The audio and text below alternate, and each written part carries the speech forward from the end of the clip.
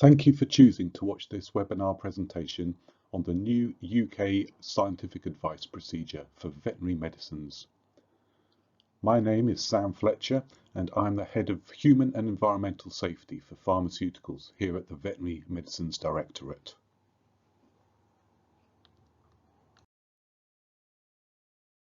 During this presentation, I will take you through a bit of the background as to what we are doing and why we have decided to set up a new procedure.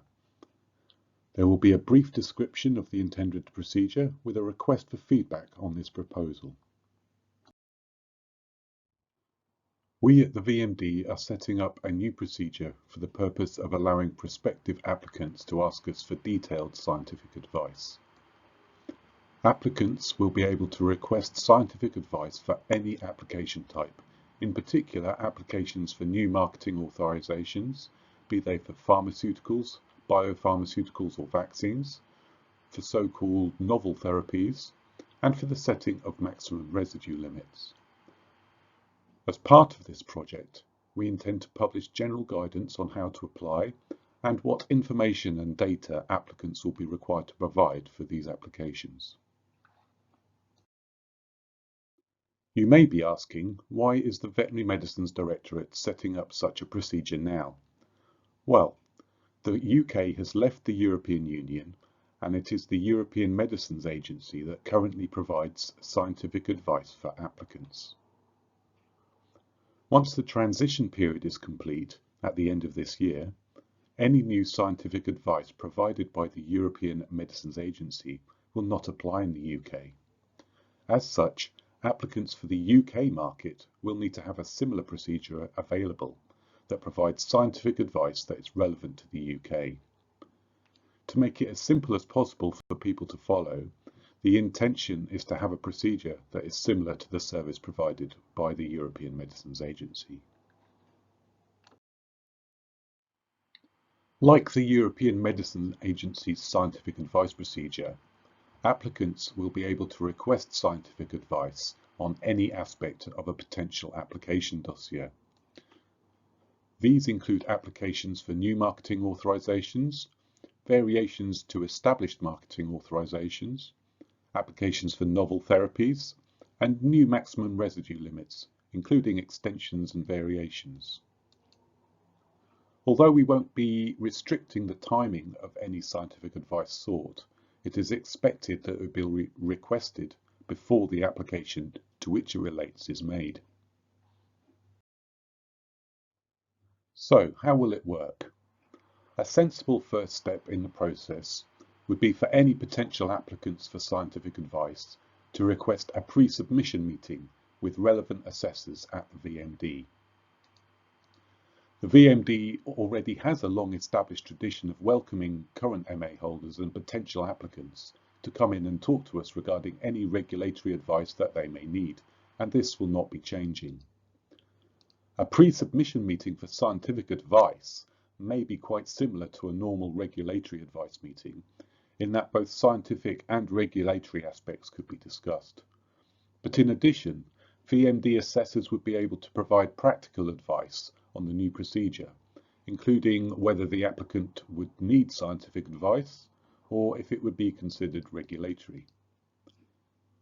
Practical aspects that can be discussed include how to structure the request, how to identify and present the questions to be answered, and the scope of the questions. It should be noted that the VMD does not charge for these meetings currently and has no plans to do so. There is nothing to lose from coming to talk with us. The next step is the process of applying for the scientific advice. The VMD will be setting up a new procedure to enable all this to happen, and of course it will be vital that we get all the information needed in order for robust scientific advice to be given. To allow the smooth running of the procedure, we will be publishing an application form which will include sections where the applicant can provide the necessary information and data. We will be encouraging applicants to use our new digital services platform. The application form will be populated with administrative information such as name and address of the applicant, any details needed to explain the context of the request, and the actual questions themselves.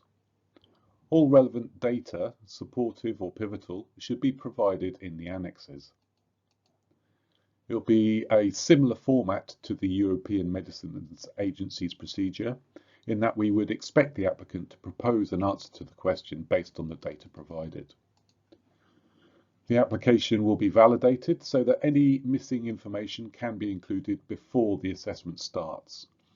From experience, this saves time in the long run, as unnecessary delays can be caused when assessors need to request the underlying data during the assessment period.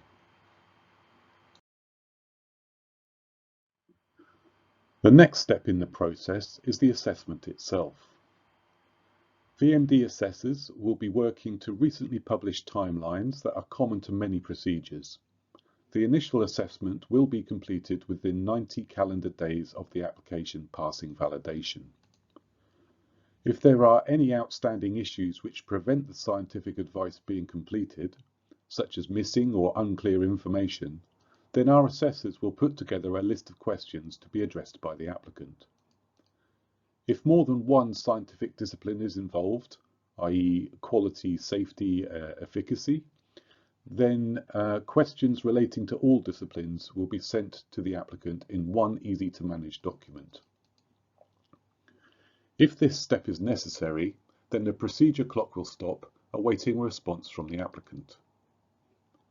Once a full response has been received at the VMD, then the assessors will have up to 40 days to complete the assessment and a written report.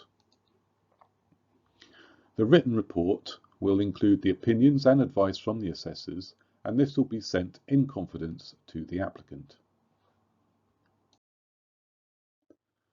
On rare occasions, it may be the case that the scientific advice given is not easily understood by the applicant, or the applicant may have concerns that the scientific advice is not in line with the questions asked.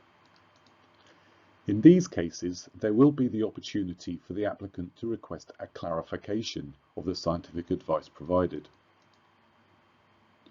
In order for the VMD to be able to address any such concerns, we would need to see the request for clarification within 2 months of the original scientific advice being provided. This is to ensure that the same assessors can work on it and still be aware of the issues that would have been of concern. Just to be clear on a couple of other aspects of the scientific advice procedure. First, the fees for this procedure will be published in the updated UK National Veterinary Medicines Regulations.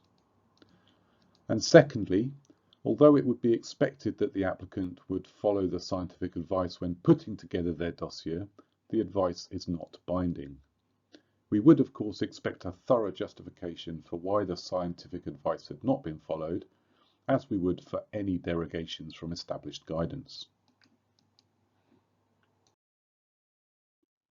So, just to recap and expand upon the important points from this presentation, this scientific advice procedure will not replace the regulatory advice we currently provide for free. These meetings will still be available and are very much encouraged. Pre-submission meetings for scientific advice will not be charged for, but they should ideally take place within 2 months of the application. Any scientific advice given by the VMD will remain confidential to the applicant and will not be made public. However, if it is used as part of an application, then there may be a reference in the public assessment report as to whether the scientific advice received was followed.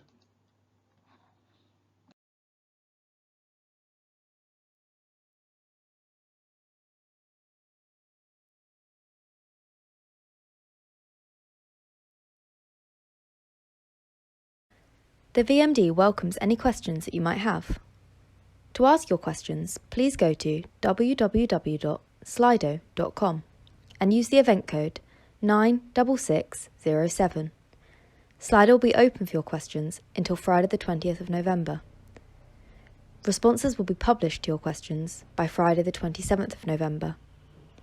If this presentation hasn't met your accessibility needs, please email director.support@vmd.gov.uk. Thank you.